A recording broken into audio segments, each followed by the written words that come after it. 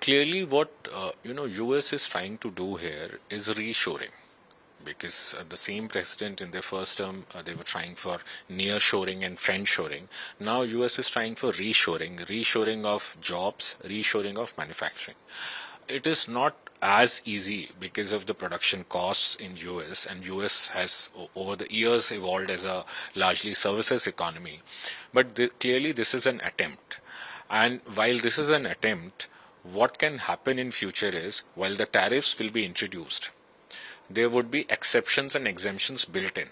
And those exceptions and exemptions will come through the G2G talks, like India and US are talking about trade deal.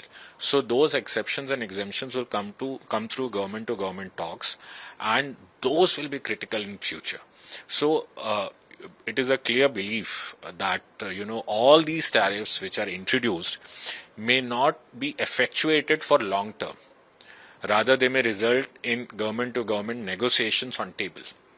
So if you talk about sectors, Indian export sectors which may get affected, most of the sectors which are in top import basket of US may get affected, because India imposes a reasonable tariff. I would not say a very high tariff, but India imposes a reasonable tariffs when the goods of these sectors enter India.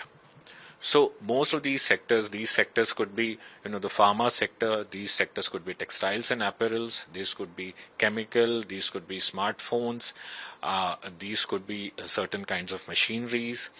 So most of these auto components, so most of these sectors may get affected. Now the effect, whether it is positive or negative for Indian exporters, will have to be looked at, because any effect on export has to be seen in the competitive landscape. So in the competitive landscape, even though the landed cost for Indian exporters rise, but if it is lesser as compared to their direct competition in the US market, Indian exporters may gain also. Hopefully it should be less, considering the fact that India is negotiating a trade deal with US, and India has already taken certain proactive steps. So in the budget itself, India reduced duties for bikes, which directly impacts Harley Davidson, exports into India from US. And post budget also, India has done many changes. You would have seen the change done specifically for bourbon whiskey, which is a USGI product.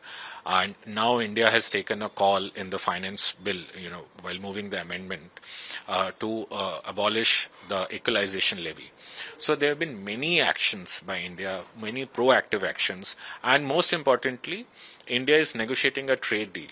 So while India's trade-weighted average, tariff on US imports may be higher as compared to other countries, but the proactive actions taken by India. So I believe the long-term effect would be less determinant to Indian exports as compared to exports from the competitive countries.